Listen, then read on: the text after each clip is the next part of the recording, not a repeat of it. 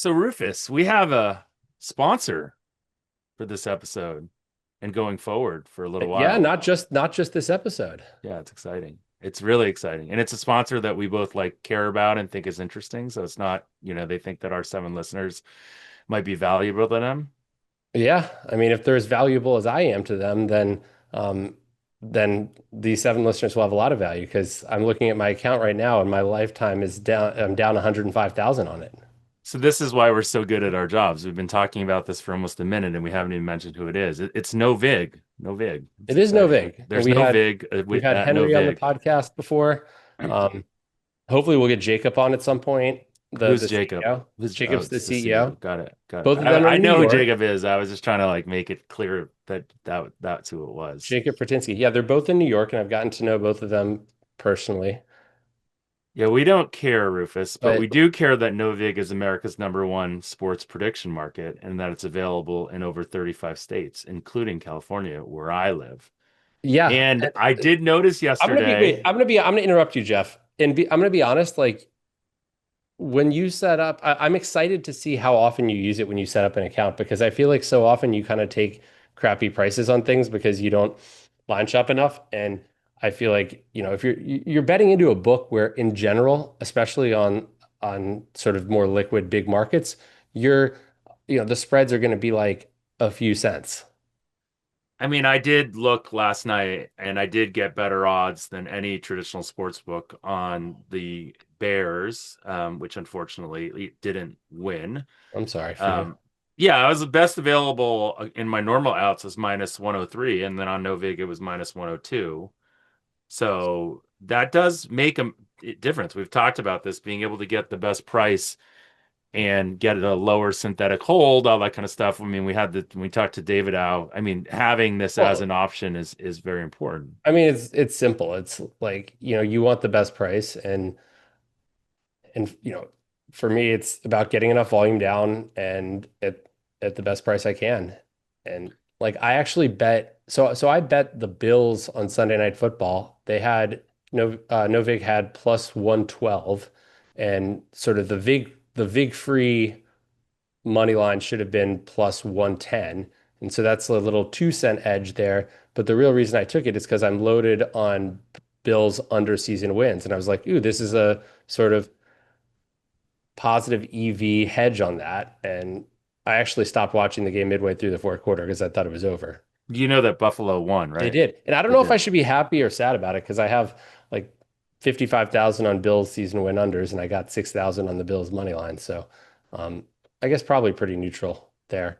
But the thing is, obviously, like price shopping is super important. And the other thing that I think is what makes Novig so successful is they make it so easy to make markets. It's not, you can just say, okay, I want this price. You put in the price that you actually want to bet at, and it displays as the opposite for the user. And so I think that the result is more peer-to-peer stuff. So it's less you against a Well, that's the key here, right? Mixed anti-market maker. exchange It's is our peer to peer, and well, most Novig. exchanges are normally you against a market maker in Okay, general. this is But truly peer to peer. I mean, they market make themselves, but I remember Jacob saying that like 90% of their volume actually comes from users matching with other users, which I mean that's pretty cool. Yeah, And so they're the only commission-free exchange, so you keep they 100% are. of your winnings. You were mentioning why you like that, like when there's no commission built in and you have to like figure that into your edge or You don't figure have that into, to, right? You yeah, don't have to add that. Like you have to do fewer math. call So, sheet's great, but like I have to figure out what 0.0175 times P times one minus P is for if I'm making a market where they're integrated with Robinhood and like if I'm taking it's like 0.07 times P times one minus P, right? So it's like there. So there, Kalshi's not sponsoring us. Novig is, so we should probably talk about Novig. I know, but we I can know, I'm still just talk about messing with the you. ecosystem as a whole. But the other thing, one thing just as a user of it, I think is I really like is just how good the interface and user experience is. It looks like a traditional sports book. You could see the orders. It's really intuitive. And I think that is why they get so much peer-to-peer because it's really easy to put in an order. They have a new web-based app now, which I'm kind of excited about because like that's much easier for me than the phone because I'm an old. And the other thing is they do a ton of volume for props. And so Yeah, you can get, that's the I was deepest looking. player prop market compared to other exchanges or prediction Well, markets. here's the And thing. Back in the day in Las Vegas, we would bet a lot of like no touchdown bets, right? Like Jalen Hurts not to score a touchdown. And we still are able to do that when we bet Super Bowl props in Nevada. But the sports books, outside of Nevada don't have that law where they're required to um, offer two-way markets. And so you see like the anytime touchdown where they offer a price on the yes, but no price on the no, which results in a huge hold. And so on Novig, there's prices on both the yes and the no for the individual players to score touchdowns, which I think results in a better price if you want to bet the yes, but also the option to bet the no. I like that. Yeah. Okay, well, you can download the Novig app anywhere you download apps in the App Store, and it looks like they have an Android app. And then their website, I'm trying to find what their website is. What is their website? Do you know the desktop website? Because it's not No, well, Novig. no, it isn't. It's I think app.novig.us, I think. I'm trying to remember on our phone call with them if that's what they said. App.novig.us, that's correct. Nailed it. Nailed it. First try. So, again, go check them out. We're doing this because we think it's important, like, and not important, but like we think it's a relevant, product for you guys to try out. We don't obviously do sponsorships with sports books for many reasons. This is one that we believe in. Well, this So isn't a hopefully sports go book. check it out. What's up? It's not a sports book.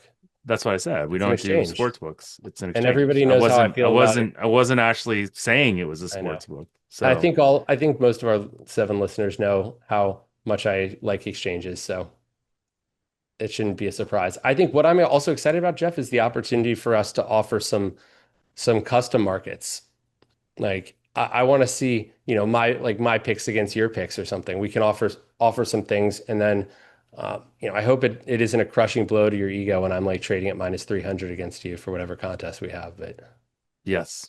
So with that, let's start the process.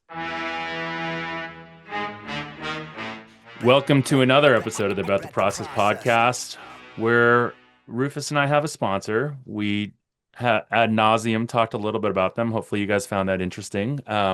It will be an ongoing segment that we'll probably throw at the end of the podcast generally, but wanted to get it in front of you guys because Novig is a prediction market, a sports prediction market, and ultimately prediction markets are all the rage right now, right? It seems like on Twitter that is the thing people are talking about regarding sports, or maybe that's just what I'm getting on my timeline. it is, and Are you seeing that a lot too? I mean, yes, I am. No, I'm not being facetious. I'm being honest. Are you seeing a lot of that too? Oh, of course. I mean, right now is a very interesting time in the space where there's a lot of excitement around prediction markets. It's things seem like they're changing weekly. You know, Kalshi's now offering point spreads, but not in all games. What's the CFTC going to do? You know, it's there's a lot of excitement. I think we're gonna talk a lot more in my interview with Chris Deerkus, which hasn't been recorded yet, but I think we're gonna really get into a lot of the prediction market stuff. And it's an interview that I'm really excited about. I'm glad you're geeked up for it. Yeah. How was your week one NFL? Did you bet any you did derivatives or anything that you typically do on NFL? No, not really. Well, actually, yes, we did bet a little bit of NFL. I think we lost 50,000 on 80,000 in volume. So not very good. We bet the Dolphins. We got some plus I one and also a bet the half Dolphins. and some plus Felt like one, I was plus drawing 20. dead the whole time. I lost 10,000 on Novig. I got filled. I put up an offer. I wanted plus 109 and plus 110, and I got like this is an hour before the game, and I got them both filled. So I got 10,000 there, which sadly did not win.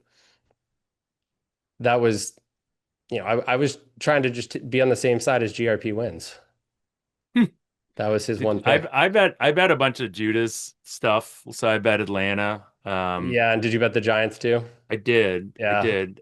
And wasn't a good week one in that regard. Atlanta was funny because Atlanta, at least at one point on Sunday, I looked at Chris and it was like Atlanta was -2. I mean, obviously +2 to -2 isn't like Well, I actually got +2.5. So +2.5 to -2. It's not a huge move, obviously, but Pre-game? what's that? Pre-game, right? Pregame, yeah. When I looked at Chris, it was the Atlanta had become -2, and I had been down at 2.5. So I felt like at least that was the right side.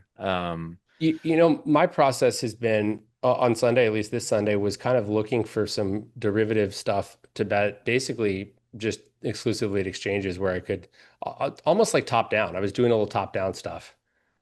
Well, I mean, Um, that's the where thing about the exchanges, right? you can They do really that, lend themselves to a lot of top-down betting if you which can figure out how to get the yeah, prices if you right. can make a market, the commissions are so low. Like I think that Saints game, I was able to get to the top of the order book eventually, which it was kind of crazy. I was like number 150,000 in the queue, meaning there's 150,000 orders ahead of me, and each order is $1. And this was an hour and a half before the game, and within 40 minutes, I was number one in the queue and got my position filled, and I got like plus 265 uh, there, and I was able to do. I mean, I was basically just exclusively using exchanges there. How Sadly, did it didn't you work. how did you guys do in collage? So, interesting question. When I left for dinner, we were down and to go to our friend Isaac Roseberman's 25th birthday party. I, he's makes me feel old, by the way. But we were down You are 200. old, dude. You're almost about to turn 40. Shut up. We were down What is that, factually 240,000. incorrect? No, it is correct. Okay. I Now just are don't you want gonna to be say, are you reminded. gonna go off and say I was being mean to you on the podcast because I No, quoted your actual age? no. I'm still younger than you. I'm still under 52. You're So always going to be younger than me. That's the reality. I I know. don't have a lot of anxiety about my age, although I probably will That's soon. because you've given up on life. That's what happens when you turn 50. Why do you think I've given up on life? I've Because just you turn 50. reprioritized things in my life.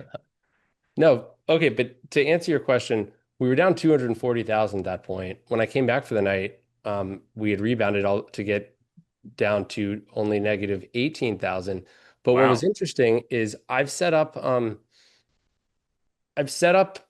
in my spreadsheet like tracking CLV and XROI. Do you remember XROI, the kind of concept that I came up with?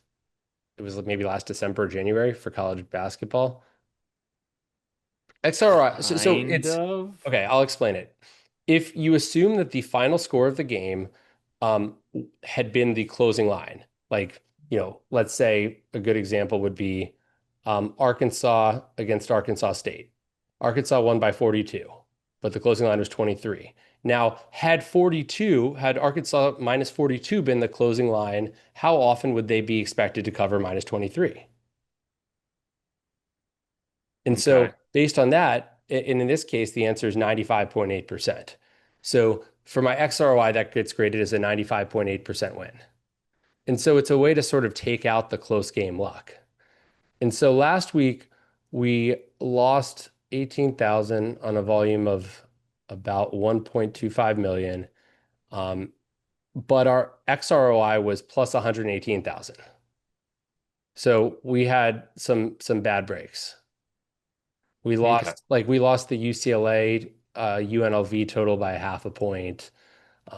If I can pull it up, like we were on games decided by between 0 and 3 points for the year, we're down like 300,000.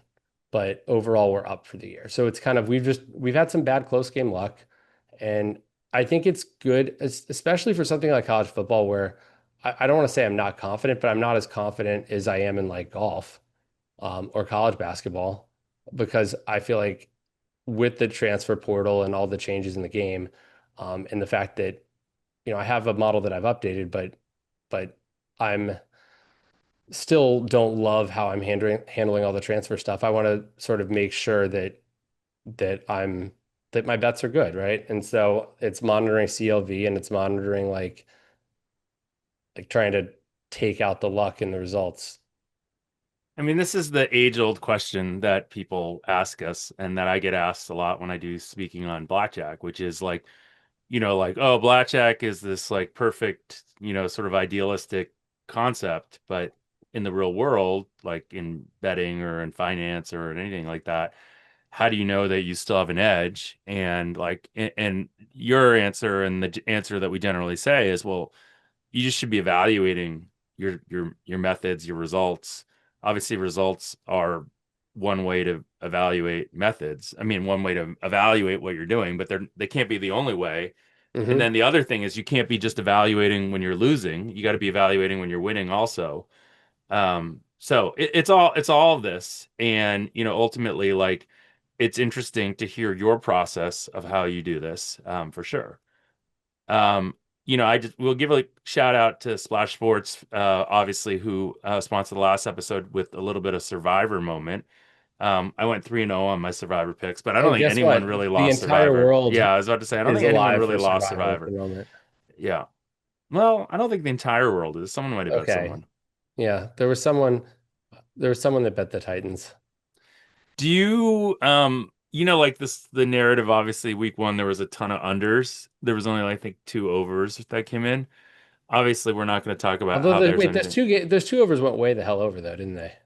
They did.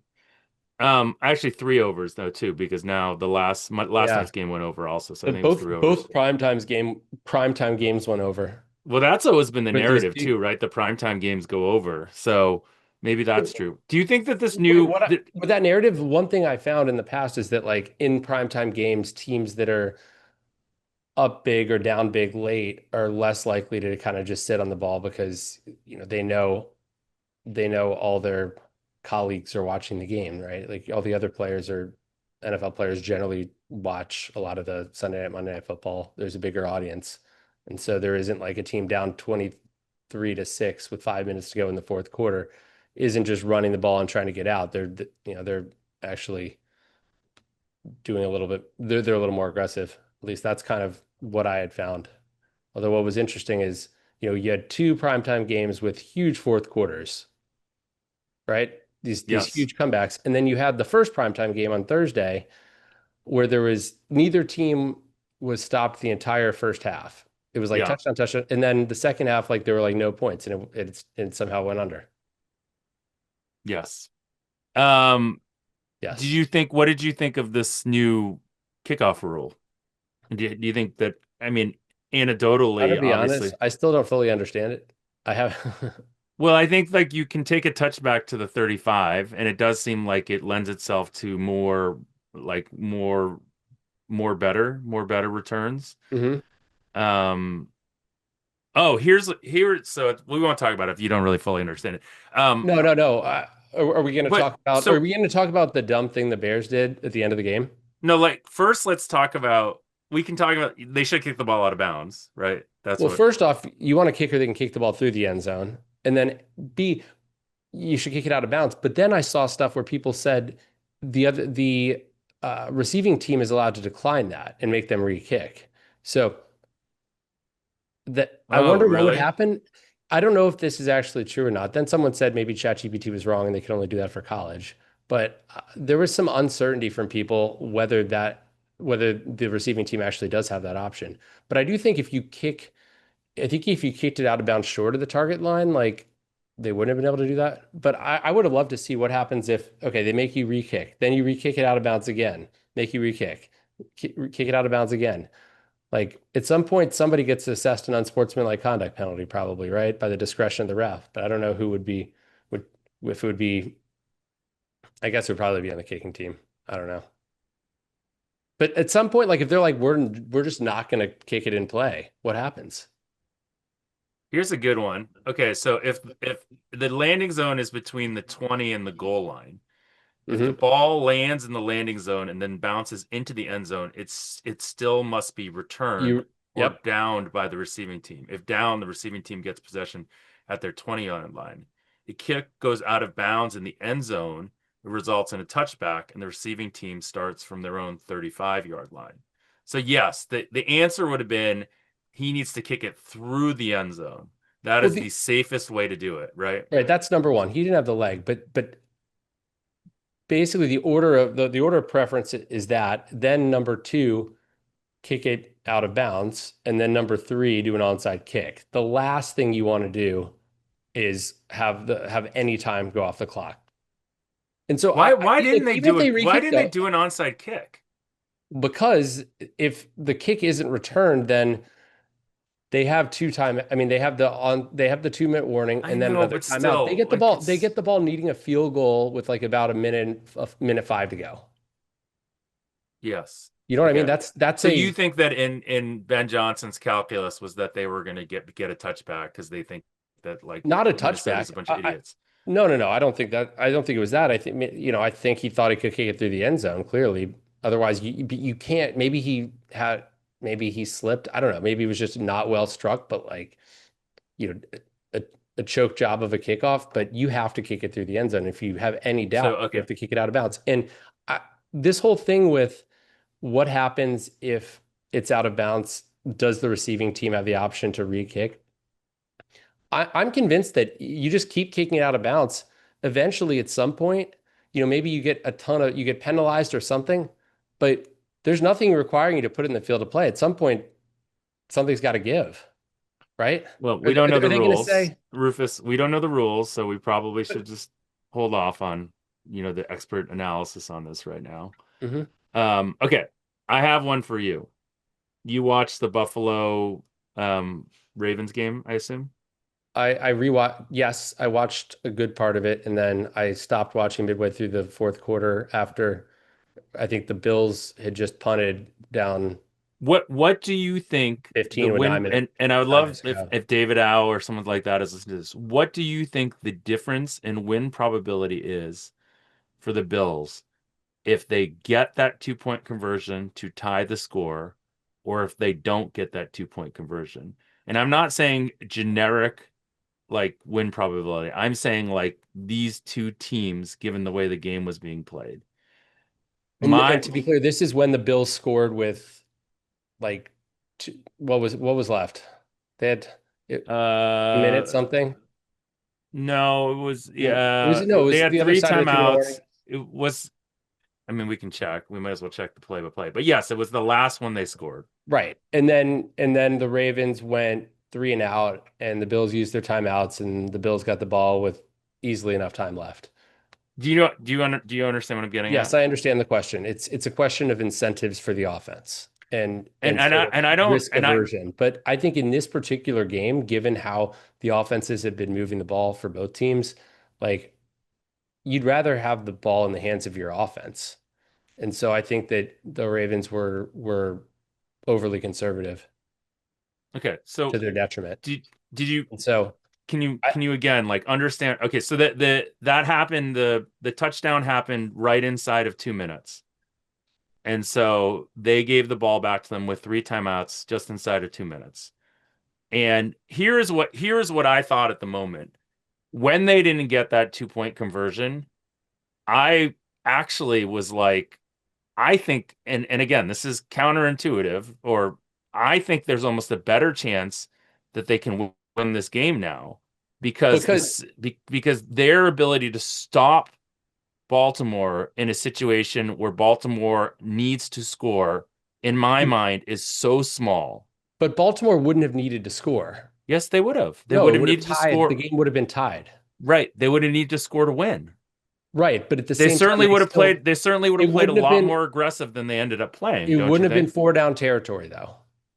Correct? Well, Rufus, there's a different. Yes, I understand Like what you're so saying, you're but saying wait, you're saying the difference between how they operated their offense up one and trying to run out clock up versus two, up two, sorry, versus if the game were tied is huge. very big. I mean, the first two plays they ran. I mean, you saw Zay Jones ran a play and took a knee almost because he didn't want to go out of bounds. Right, that was dumb there because The like the at first that two point there plays they was were enough time left.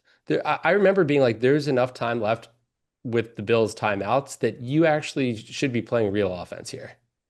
well, the reality is Like if the what Bills get chance watching that game if they run real offense, meaning like it's a tie game, they're not conservative, they just run an offense knowing that like they score a touchdown, they probably win. They milk the clock for a field goal, they probably win.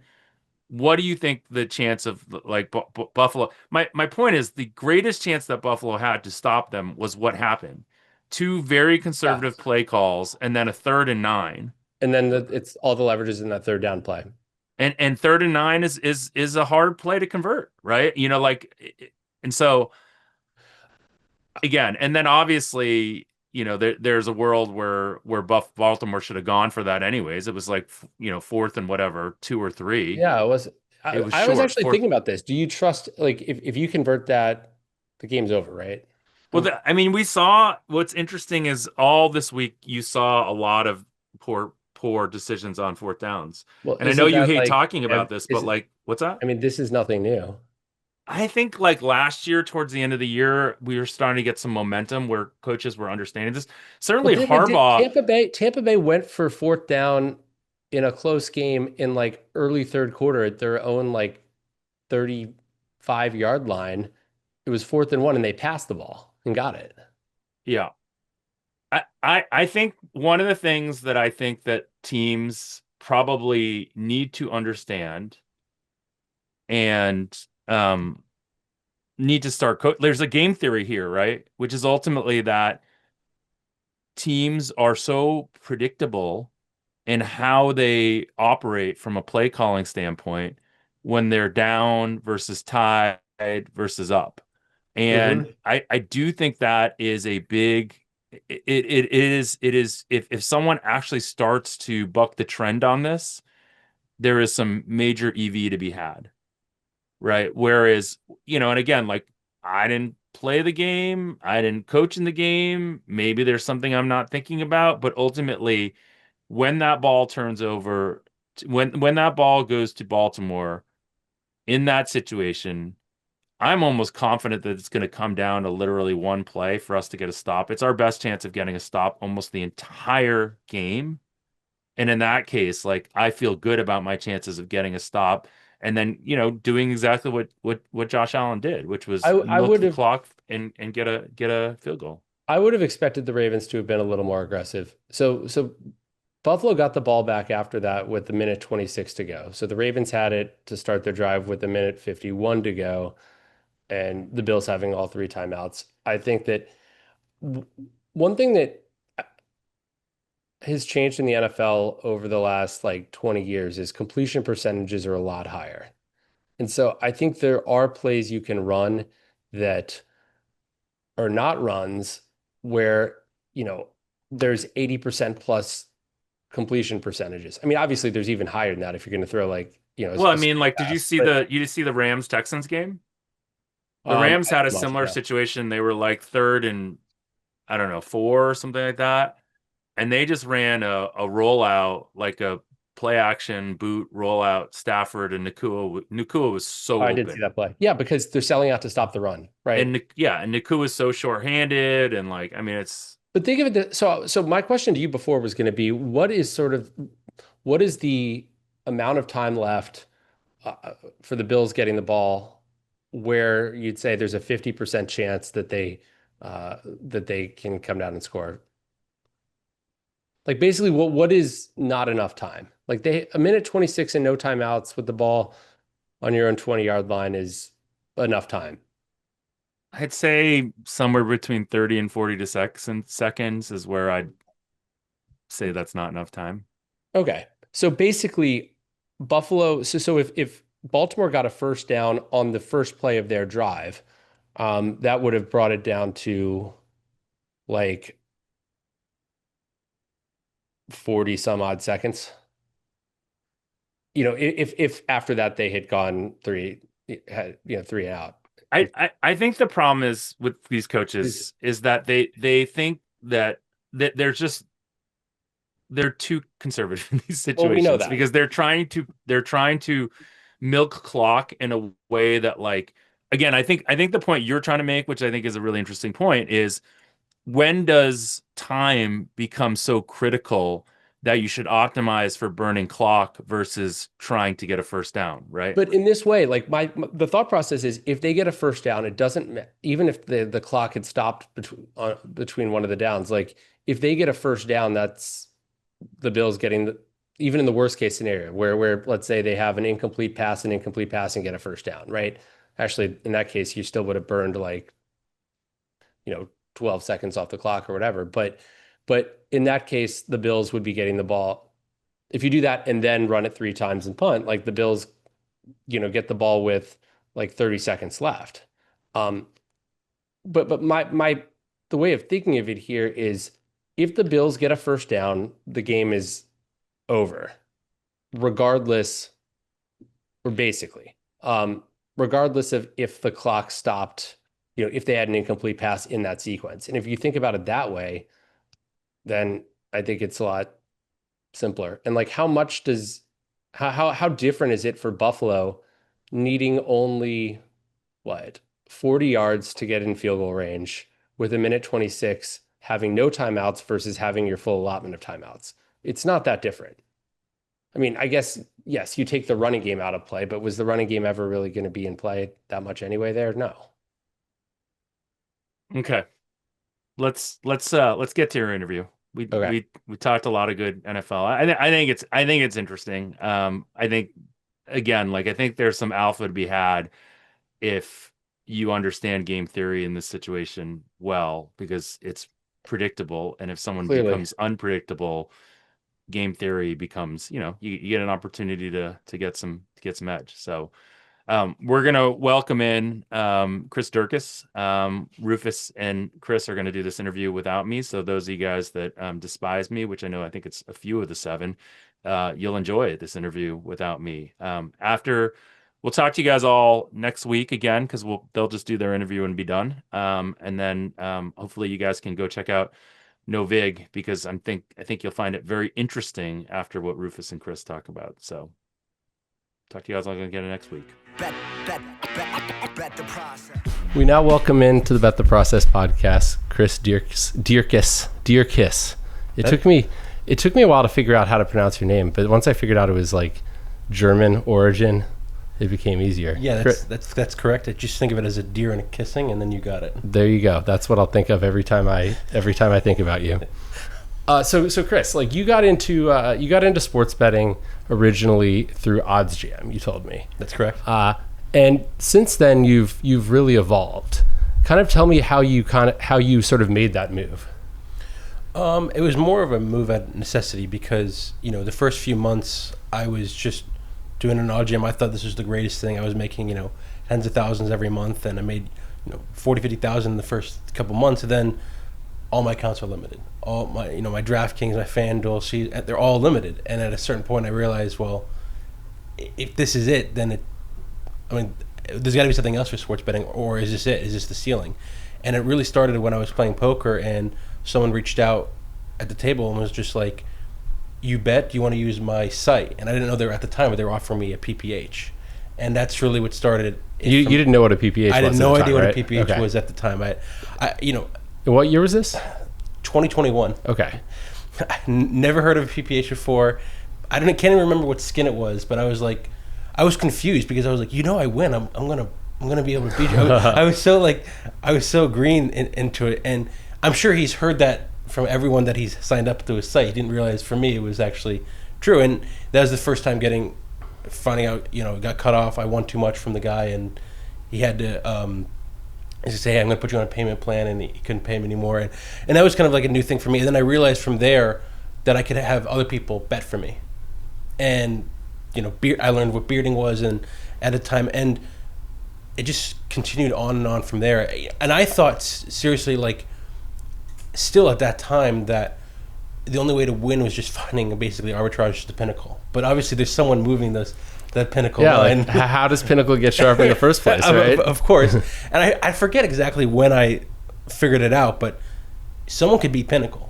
Yeah. And you can just be that person instead. Or, there's other ways to win rather than just finding off-market numbers. And even though I still generally do top-down now, it is cool to originate some of your own bets from now and then.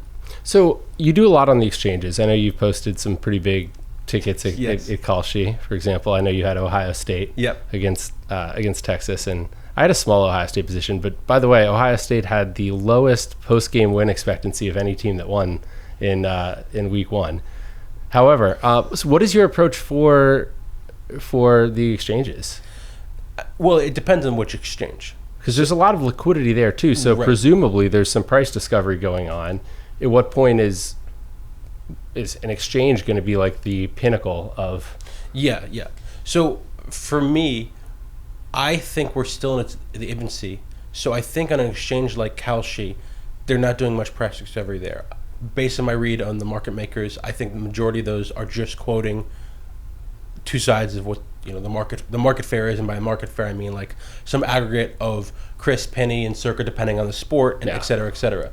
And because their flow is basically all Robinhood, I mean, they'll try to say it's their good team, but I can see that it's like 80-90% Robinhood. Can you flow. see that? Are you able to? I pull up the Robinhood app and I see how much volume is there, and then I see how much volume on Kalshi, and the difference isn't that big. Although, I mean, not all markets, I guess now more markets are integrated with Robinhood, but that wasn't always the case. No, it wasn't always in. You can see it, like the spreads, for example, on these games have terrible volume because they're not yet integrated with Robinhood. Yeah. And the money so line, odd, right? And the money, it's like $300 on the spread and like 45,000 on the money line. Yeah, and even like a team like, if it's like West Alabama versus some like Power 5 dominant team, which is like plus 2,000, you're getting more liquidity on the money line rather than the 17.5 point spread, which is just bonkers to me that it exists. But depending on the exchange is really how I operate.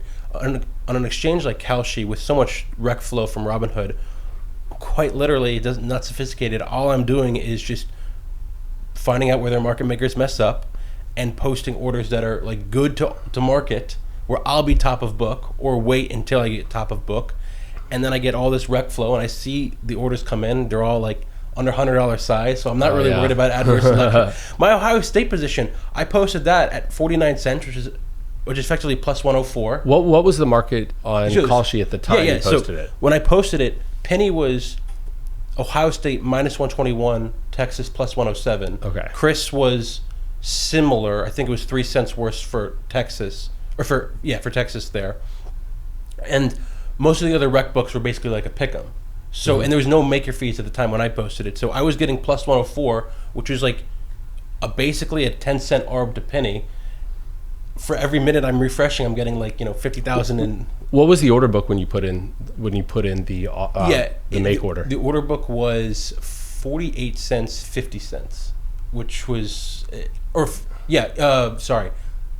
If you wanted to be like, that was like the best bids on both of those. So the best bid, the best offer on Ohio State was 48 cents. Yeah, so I just was like 49 cents. 49 cents is still fucking good versus the market, and like Why was it so different, you think, than Chris Penny? Had those moved recently, or do you think it was just the one market maker, the one big SIG is the big market maker there, they kind of had a position or just was asleep at the wheel or something? I think it was a mix of both, that they were asleep at the wheel and it had moved somewhat recently.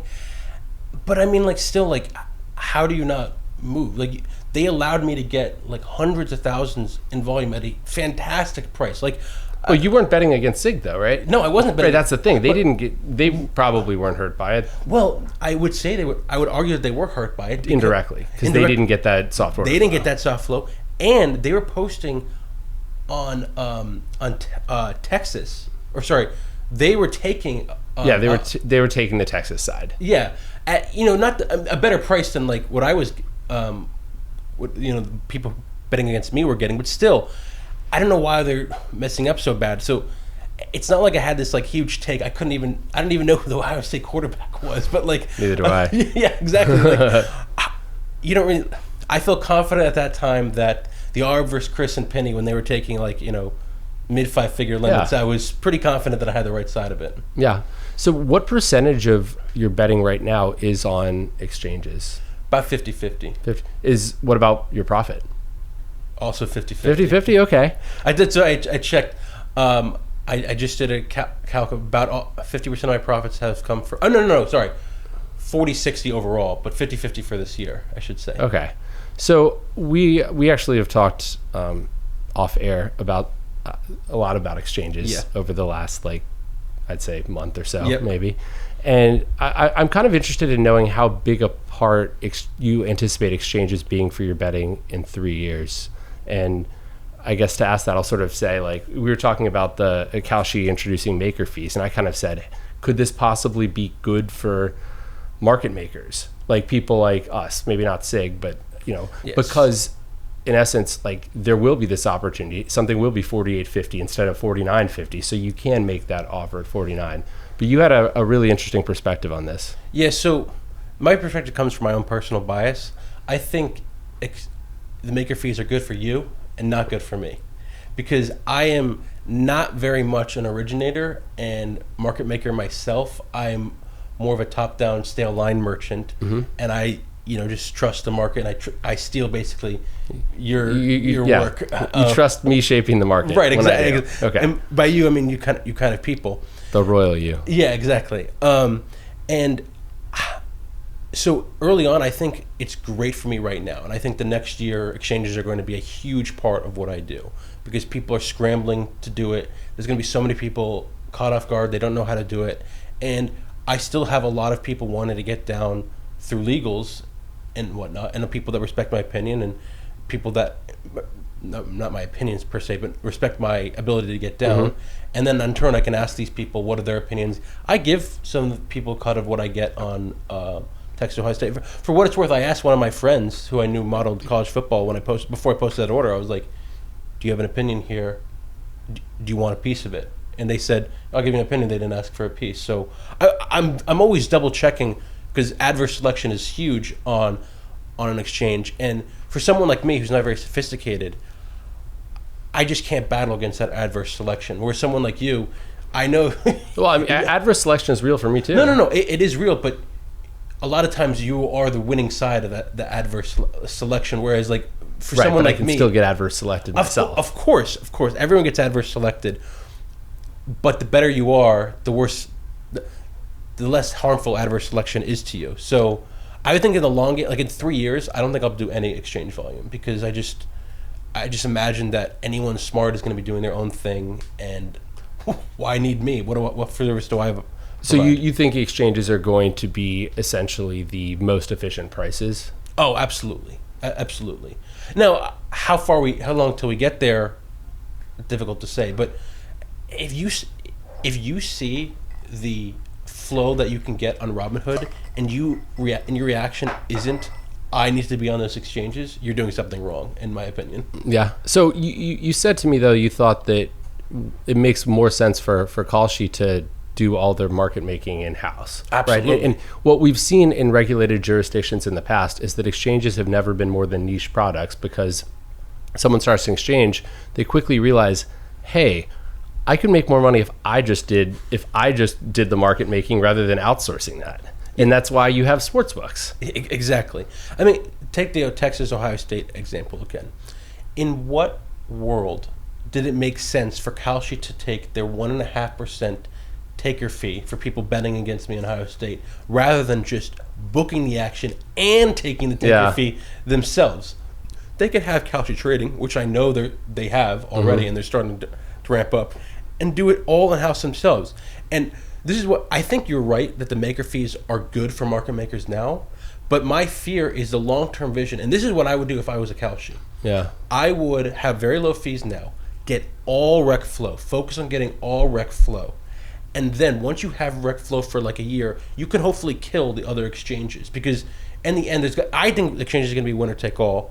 I just don't see any other way, because why would I would go where the liquidity is. Yeah, So, exactly. and once you get all the rec flow, build your trading house to be perfect, then start increasing the maker fees to push out all the other market makers.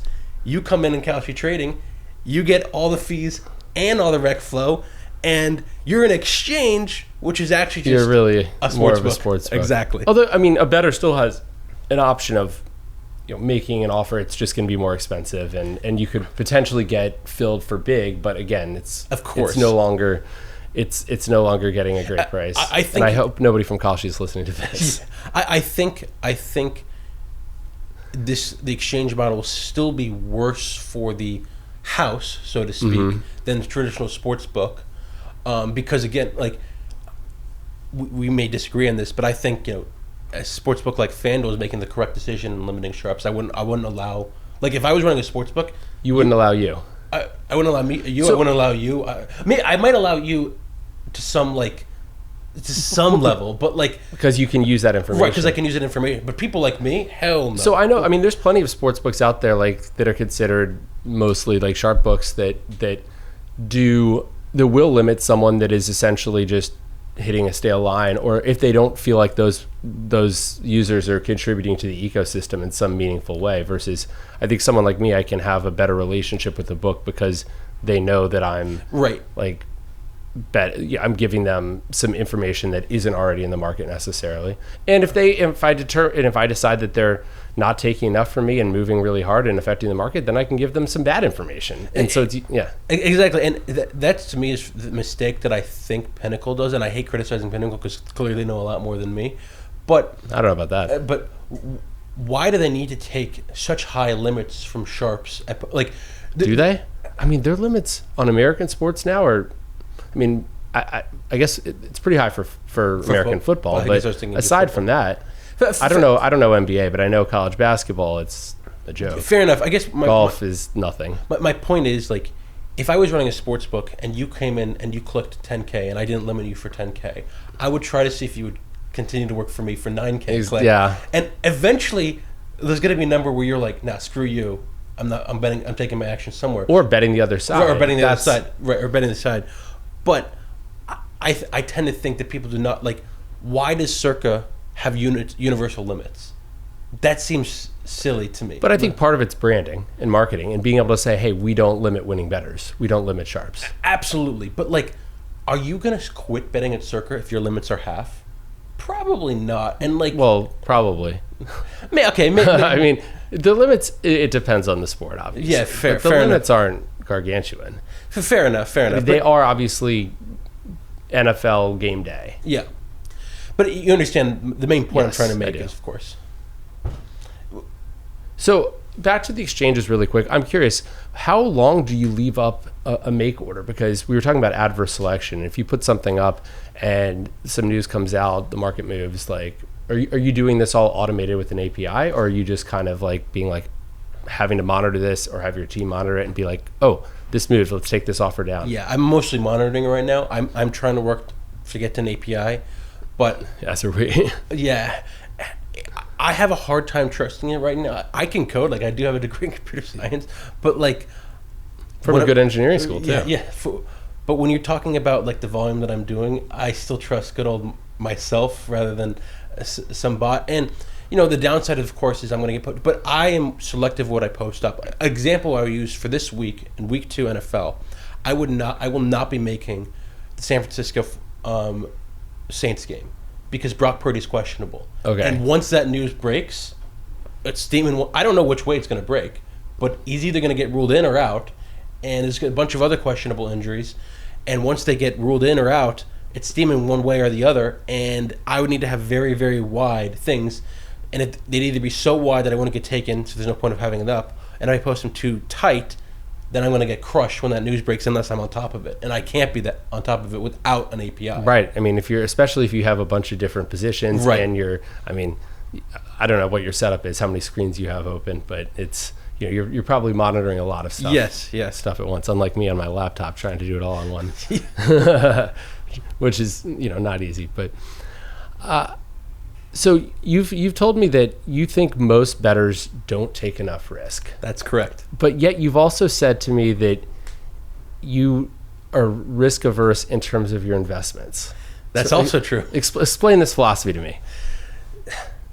Well, you might have missed something when I said that. So in general, when I'm betting on things, I'm very confident in my process. Mm-hmm. I have a proven edge in sports betting. I don't think the success I've had over a couple of years is just blind luck. It's clearly like I'm getting CLV in the bets I'm making, mm-hmm, et cetera, et cetera. And wait, do you track all that? Yeah, of course. Like every bet, you track what the close is. I have an in an automated way. I have an EV calculator that's checked, so I know like what my ROI is versus my XROI on everything, and I know how many standard deviations I'm off or not. So like you can just check if if I'm actually doing. I assume you have something similar. Or? Although I call we have a different definition of XROI, but I call it like CLV percentage or whatever. Right. But edge against, yeah. But anyway, so I'm very confident in that, and because I'm so confident in that, like I think just using the Kelly staking is proper. I don't use like full Kelly. I think it's still a bit much, but I do it in some bets depending on the situation. But a lot of people I see are like quarter Kelly truthers and stuff like that. Well, we already have this perfect system out here. It's called Kelly. Why are we trying to get like so far away from it? And a lot of times, like even people that are like that have achieved a ton of success are like, you know what, past $50,000, I don't really want to bet more. And to me, it's just like You're talking about me. You're one of the people that I am talking about. But like, why not bet more? I mean, like, are you just scared of adverse selection, et cetera, et cetera? And as far as investing, my investing philosophy right now is a little bit different because of what my worth is right now. Losing a lot of money would be detrimental to my lifestyle. Like Because of it would come out of your bankroll, or are you saying if I hung it up right now and I quit betting right now, I can basically close to retire. So me going down 50% of my net worth and investing, for example, would be horrible, like horrific. So I cannot take that much risk. But long term, I mean, if you look at like the markets, right? Like if you know, over any 10-year period, at least this is what I learned when I was in economics classes in college. Like every single 10-year period, stocks have like outperformed bonds. Absolutely. I mean, it's like, yes, you can have bad short run. No. And to be clear, what I mean is, Although, yeah. I was gonna say that's some selection bias though. When they say that, they're like, because that's U.S. equities. Imagine if you put all your money in like the Russian stock market in 1905 or something, right? Or like, you know, the countries that have like this is the U.S. has been the great superpower. We became that, and so of course, like the returns from the U.S. companies have been really, really good, and the stock market's gone up. Whereas, like, you know, exactly. So I want to be very clear with what I'm saying with my investment. I'm not saying that like I just put my worth into like bonds and get that 4% and call it a day. I do invest in, you know, basically in the broad S&P. But what I think I see a lot of like bettors, I talk to them, they're like, oh yeah, I got like 80% of my net worth in Bitcoin. Yeah. Are you insane? Like that to me is like ludicrous. Like I don't care how Berry horse like 98%. Yeah, right? like look, I know the guy's like low. smart and I respect him, but like that seems ludicrous to me. You're taking monster risk for no reason, and if it's you're like joining wrong, a cult. What? It's like I mean, it's having it's belief. Yes, It's like religion. yeah, and like if that goes down like half or you know 75%, that is devastating for me. Like my lifestyle changes completely. My next like 20 years changes. Whereas like, yes, if I invest in the S&P, it could go down 50%, but the odds of that are very, very low. And like you said, I have so much confidence in the U.S. government and the U.S. economy backed by 100 years of like proven success, that I don't consider that very risky. And like the returns you're going to be getting are maybe 7-8% if you're lucky.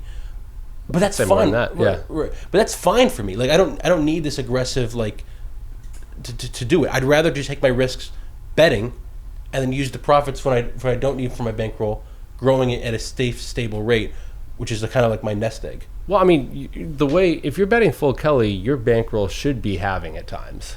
It does. Like I mean, because you said if you lost half of your net worth, it would be, or half of your investments would be detrimental. If you lost half your, you know, it would devastating, I should say, not detrimental. I mean, of course it's detrimental. That's totally fair. But like, you know, that's why you take some out of your bankroll and you put it in like investments, et cetera, too. So that way, like, yeah, if my bankroll does like collapse, then I've also got like. Wait, but I thought you had so much confidence given your process and your results and all that. And no, Kelly is like, you know, I mean, I consider my entire like semi-liquid net worth to be my bankroll in terms of Kelly staking. No, and I do at times, and I think like kind of what my process is like. If I dip down below like 20-30%, I would like adjust how I'm betting, et cetera. So like I just kind of live more on the edge with my betting and whatnot. Maybe it's like an illogical, hypocritical like way to do it, but that's just how I've done it. Have you what's like your biggest bankroll drawdown? About 40%. I mean, well, I take that back.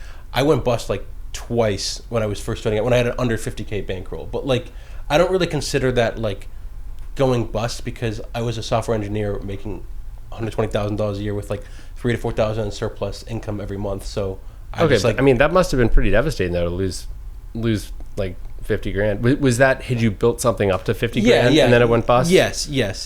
Okay. And So it's still kind of funny money. It wasn't actually like you were putting your paychecks into this. And then- right. And like, you know, when I say bust, like didn't go from 50 to the year 0. It's like 50 to like 8, which is basically 0 at that point. And like, then you build it up. So like that happened like twice, maybe 3 times. And then eventually you just caught a run and didn't look back. So did you learn anything from those instances? And if you could go back now, would you have bet differently? Yeah, I did learn from those instances. I definitely overbet. So you were overbetting Kelly. Yes, I was. Were there things you thought you had an edge on that you didn't? Yes. Were you at like so adverse selection? One of the ways I busted was I bought some options on a stock that I thought was really good, and you can imagine, like, knowing now, I think how stupid I was. I mean, you want to talk about the smart people in sports betting? They're nothing compared to the option traders on the other side of my trade. The person selling me that option was cleaning up. That's like a Citadel. They make, you know, the pinnacles of the world look stupid, et cetera, et cetera. So I had no edge there, and just put a lot of my net worth in it because I was confident, and blew up in my face. Didn't really work out. So that's What was the company? It was Palantir. Okay. So, and now that boom, so I was. Oh man. Yeah. So if You were too early. If I just bought the stock, I would have like 5 or 8x my money, but it didn't. Anything on the betting side though?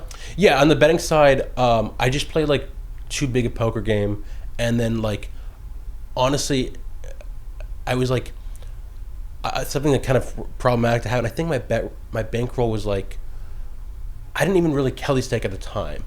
I had like a 40 or 50K bankroll, and I was betting 1K units on like plus 400 top down all NHL lines, which had like, in my opinion, 8% edges. Now I don't know what the full Kelly stake is, but it certainly was too big, especially because the edge was just not The edge correct. the edge is always likely to be less than you think, than especially you because like theoretical. I was like Novigging, or like Devigging rather, by like Oh yeah, the additive, yeah. By the additive, not a logarithmic method exactly. of no, yeah. And it's like, so like penny would be like 244 minus 292, and I would be betting plus 275, which is just like, okay, that's not that. That might even be losing. Like it's not even that good.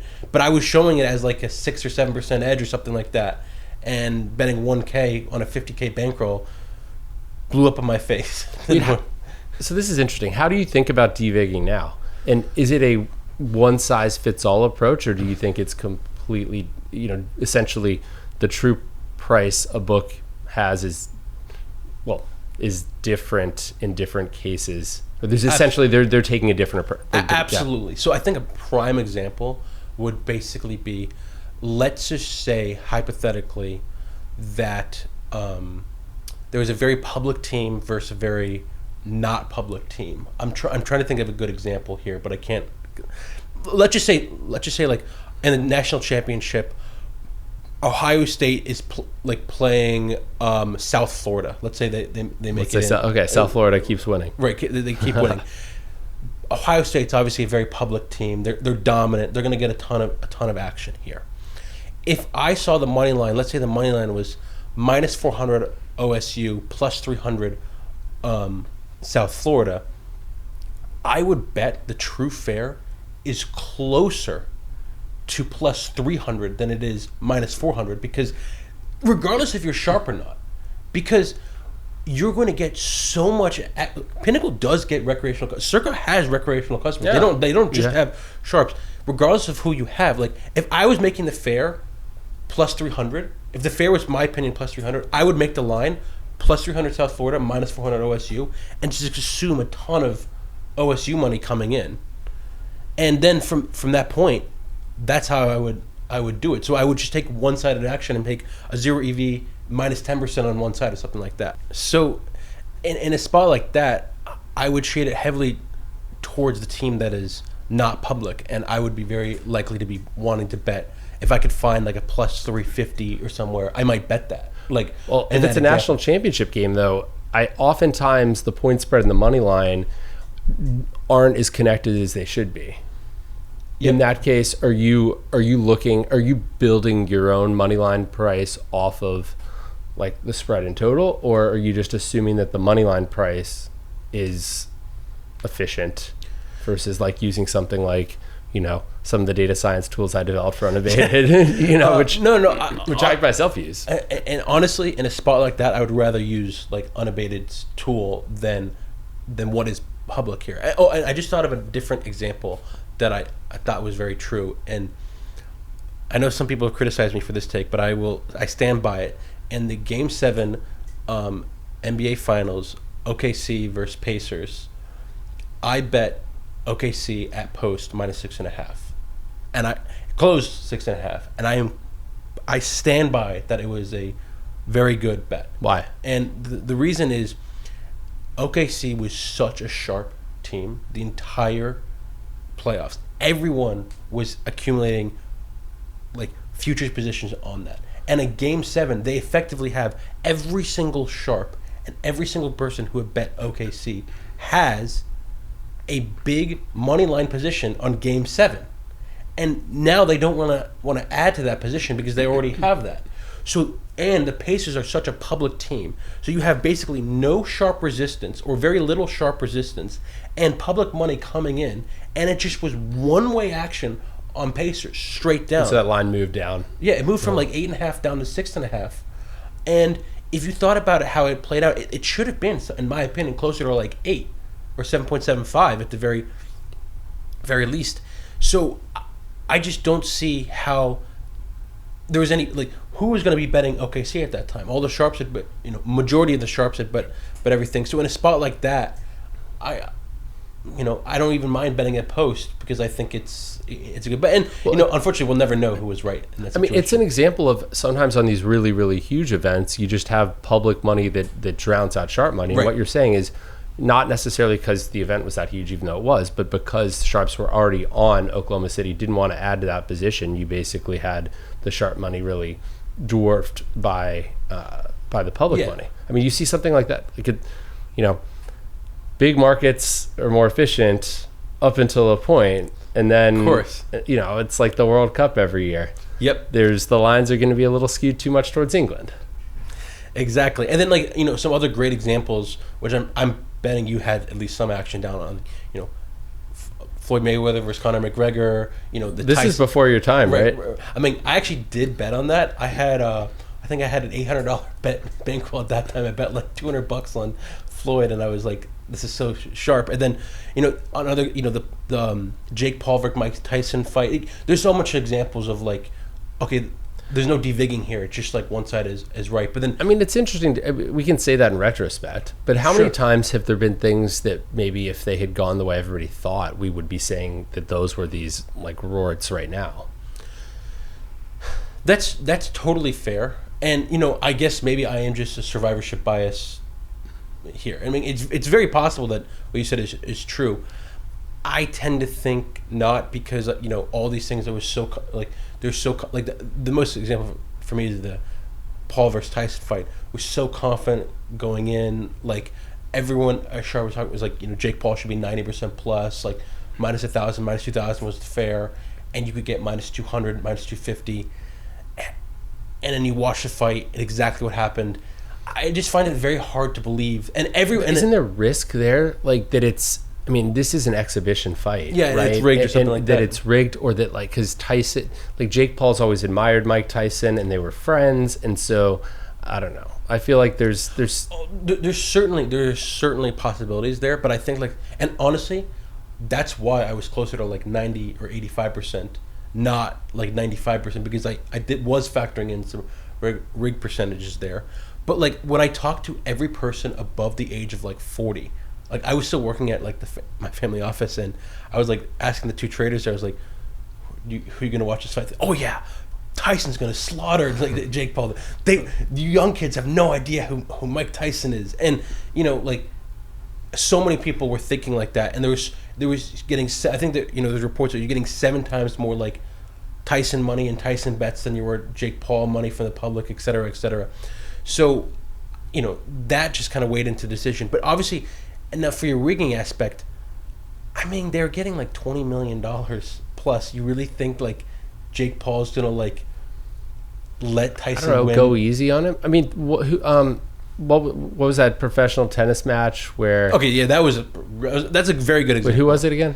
Bill Ackman. Yeah, there you go, Bill Ackman, right? I mean, it seemed like they took it easy on the guy. That's a very, very good counterexample. That is a very good counterexample. And maybe you're right. I mean, look, I still stand by that I was right, and maybe it was survivorship. I mean, bias. and I don't know who won. I don't know what the spread was, the game spread on that bet. Obviously, like, I know a couple Bill people Ackman's who team bet, did not win. I know a couple people who bet against them on the spread Against Ackman and lost. Of course, because like okay, so they probably would have been saying that this was this huge opportunity that everybody should have gotten on. That, although I'm not sure Bill Ackman has the public support that like Mike Tyson does. Yeah, exactly. Very good point there. I will definitely that's definitely something to weigh.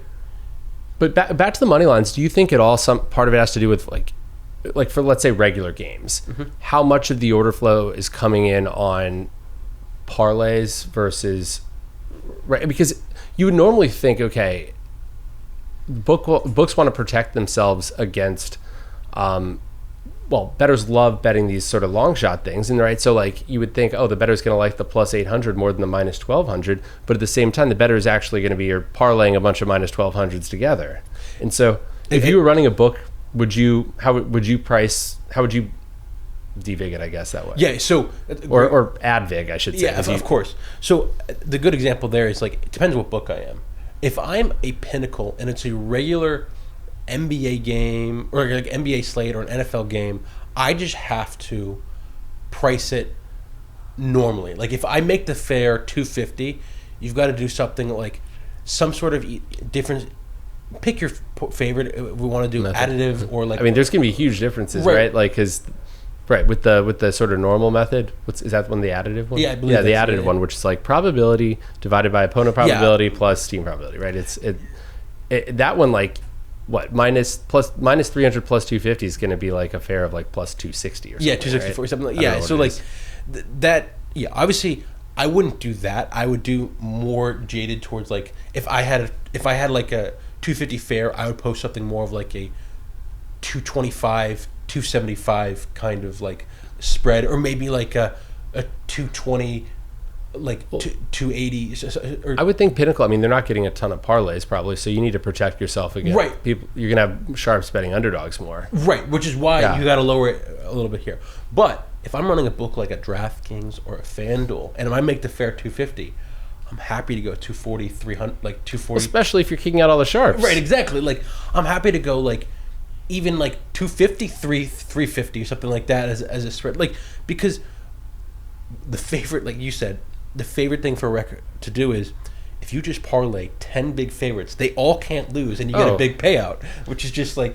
I mean, it does feel if you bet, if this is supposed to win and this other bet's supposed to win and this other bet's supposed to win, then the whole thing's supposed to win, right? I mean, it's totally a cognitive bias. Yeah, so I think, and that's why I think like a lot of underdogs are great to be betting on recreational books, because they have that bias coming in, and if you take it's all one way action, and like even Kalshi has posted this, like. Robinhood Flow is a great example of this. They're disproportionately betting favorites, even straights where you can't parlay yet. Even straights, because like, is that how it's expressed? Like 85 cents versus, or 90 cents versus like minus whatever 800. Yep. Yeah. I mean, look, if you can bet on Alabama versus like FSU in week 1, and you can bet Alabama at 85 cents, like. Why not just pick an extra 15 cents up if you're a recreational customer? And then, of course, like it gets blown up every now and then. But that's how they're operating. And like you can you see in the Robinhood flows, like the because they only can bet yeses there. It comes up like they can only bet yeses. If you want to bet on, so a lot of people don't know this, but if you want to bet on, so take the Alabama FSU week 1. If you want to bet on Alabama on Robinhood, you can only bet on Alabama yes or if you want to bet on FSU, you can only bet FSU yes. And that shows up on the Kalshi order book as no Alabama. So when those are linked, yeah. Right. So when I post, if I want FSU, I never post I want yes FSU. I always post I want no Alabama. In that example, It's not. It's completely integrating with Robinhood completely differently. yes. That's so interesting. Yeah. So like, I think I said that right because it's like if you want to bet FSU versus Alabama, you're much more. So you're saying the no markets don't display there, and so but No. on Robinhood. The no markets. If I want to bet FSU, I should post no Alabama because that'll show up as yes on Robinhood. So you're. But Okay. if I bet yes FSU, that won't show up on Robinhood. Or maybe No, well, I would think it would though, right? Because no Alabama is the same as but you FSU, could, and no but FSU is the same as Robinhood, Alabama, I'm pretty right? sure because when I We look could test this out, right? Yeah, right. You pull up Robinhood and see. because when I have Robinhood up, I see like it's like 52 cents or like 48 cents or 50. For like Robinhood for Alabama, it was like 85 cents and then 17 cents. Mm-hmm. So if you click one of those, there's only 2 buttons to click here. Like, you can't click. You can't make. Obviously. You can't make on Yeah. Robinhood. So that's why I think it's like that. And Can you see volume there? yes. Okay. And that's why like when I post, so I'll post both sides. I'll post yes FSU and no Alabama, but I get far more fulfilled on the no side. And it's like it's actually funny. There will be times where I'll have no. I think this actually happened. I did bet on FSU week 1. I'll have no Alabama posted at like 15 cents. Someone on Kalshi will have yes FSU at 16 cents, and my order will get taken, which is a more expensive Alabama price. Damn. And it's just like because people are only looking at the Robinhood flow, and that's why like that's the only thing that matters. So. And this all gets back. We got way off topic here, but then I'll get back to like devigging and whatnot. But like bringing it back to that, it's like this is why like looking back now, how I was devigging back in the day, it's so bad because like you can't use additive for everything as a blanket statement, and like a lot of these sites like OddsJam did that for like years, and that's such a mistake. It's just so many good plus EV bets that are actually probably break even or even losing in some cases, and I can't walk through my entire process because I use logarithmic in some ways, I use additive in other ways, I use a mix in other things. Sometimes I think there's just Novig in this one spot and it's all on another side depending on. So there's so many ways to do it, and that's just like a process that I've learned. And the troubling thing is, I don't know if I'm right. And like it's so really hard to know if because you're right. it's like you could test all these methods, but it's like it might be this way on one game and a different way in a different game depending on what action the book is getting. So there really is so much nuance and kind of art to it. Yeah, and like like I would love to know, like I would love if like someone like God came down and said like came down and said to me, of these 1,000 bets you made, these 900 were good. I would love to know how many bets were good, because obviously like everyone has made bad bets. If you are a winning bettor, you have made a bad bet in your life. Doesn't matter if you're an originator, you've made a bad bet in your life before. But I want to know how many bets I've made bad, because I'm sure you have. Right, of course I've made bad bets. The closing lines are not always efficient. Exactly. In theory, there's definitely been spots where I bet I've closed good in a non-crazy game that wasn't faked, but I've devigged it way wrong. And I would love to know which spots I did that in, but I'll never know. There's also cases like apparently in soccer, a lot of the big syndicates, like the Tony Blooms of the world, get down live, and so they'll kind of fake a closing line and then be able to bet way more live, and so you looks like you get great closing line value, and it turns out like it's artificial. Yeah, that stuff is very tricky, and like that's why like a lot of top-down guys that I see that are just looking at Pinnacle, not taking anything else, not taking like previous line movements, not taking in fact as to like what the game is, like what are you doing there? Like I call myself a top-down bettor, but I think I'm a little bit more sophisticated than that, because I'm doing a lot more than just So how much of your alpha do you think comes from sort of the top-down betting approach versus like your ability to scale and build a logistical operation and to source accounts and to prime accounts? And furthermore, how do you have certain? I know there's probably not a lot you want to say about this, but do you take like a data-driven approach? Do you like keep data on what you do for priming to be like, this worked, this didn't work? Like, is it a scientific process in a way? Yes. So I would say for the alpha question, about 90% is from like sourcing accounts and priming. Like that is like the edge, because like what naturally happens is I'm able to get huge fills down on people.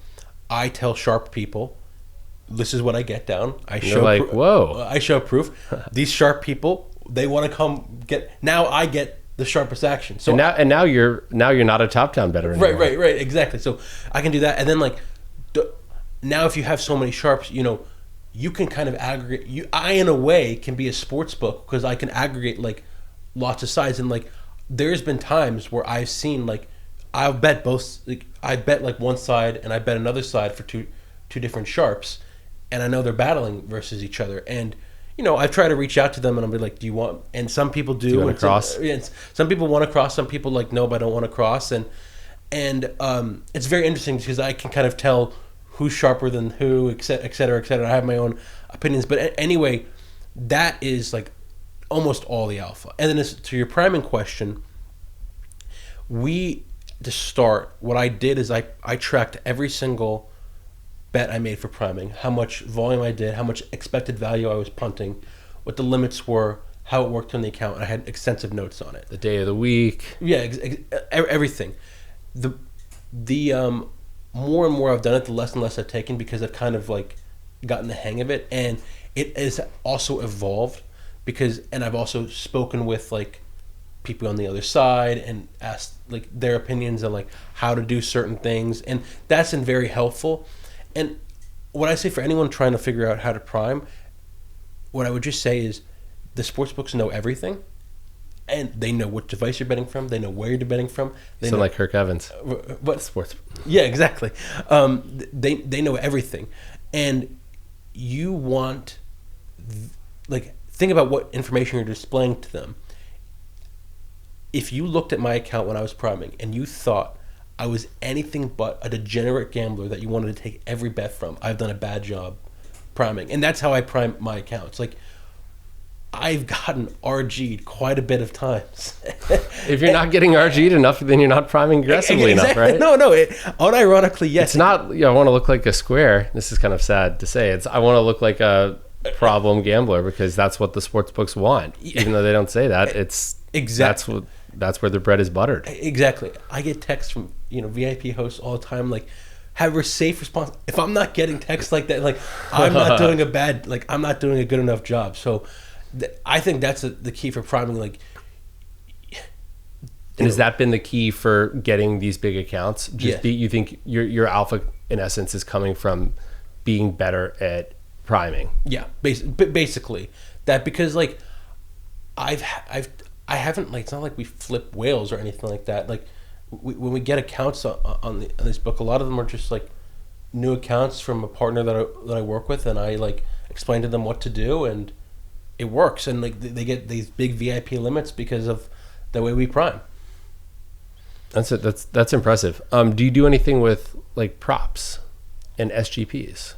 Yes. So SGPs are something I think that you can top down. You just pull all the different prices and be like, if one book's offering 13-1 and everybody else is 6-1. That's certainly one way. But there's like other ways too. Like for example, I think I might give it a different pod was say in the NBA, the Thunder are playing the Celtics, and the line opens at like Thunder -6, and it gets bet down to like Thunder -3. And you see that SGA is questionable. Well, I can deduce that the line is getting moved down because people think SGA is not going to play. And these other props might be pricing in a 50-50 that he plays or not. A great SGP would be Chet Holmgren over, Jalen Williams over, and the Celtics winning, which is an anti-correlated SGP, but actually correlated because if SGA is ruled in, this is a fantastic price. And if he's ruled out, Well, it's a shitty price. It doesn't matter though, because But it's a big long shot. Exactly. So it's about the tails. So like there's a lot of like bets that you can make like that, and that's kind of what I try to do for like some of the SGPs. And then for props, yeah, I think like I work with a lot of guys that bet props, and like I think betting props are so easy that you can bet props at post and whatnot. And honestly, like I hear different things. I hear some people say props are really efficient now at post. Others they're more efficient, yes, but like what I mean is like I would have trouble, even someone as respected as you, taking your action at post on college football or NFL on like Sunday at like 12. I would have very difficult times doing that. Do you mean like taking it if you were a sportsbook, or taking it to like bet for you? To bet, okay. Like to bet for you. If you said I have this prop, well, you could prime an account with it, maybe. Yeah, sure. Like honestly, like. But if you gave me a prop, I would be glad to tail at post. Okay, right? Because you think I could beat prop markets at close versus. And like I'm not saying you can or can't beat like major markets at post, but I'm saying that like my confidence level for you someone like you beating at a prop at post is way higher. So I'm fine tailing a lot of people that are betting props at like that. And would I tail them on major markets?